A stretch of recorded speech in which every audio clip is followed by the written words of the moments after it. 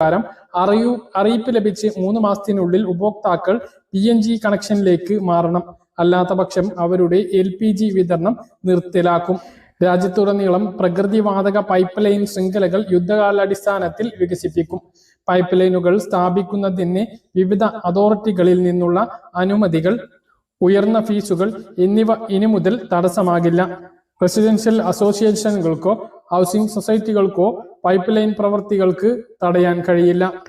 രാജ്യം മുഴുവൻ pipe line വിതരണത്തിന് ഏകീകൃത നിയമം നിലവിൽ വരികയാണ്.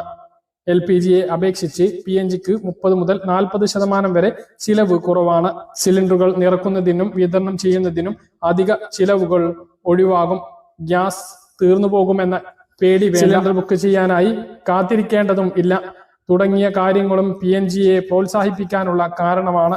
അടുക്കളയിൽ ഉയർന്ന മർദ്ദത്തിലുള്ള സിലിണ്ടറുകൾ സൂക്ഷിക്കേണ്ടി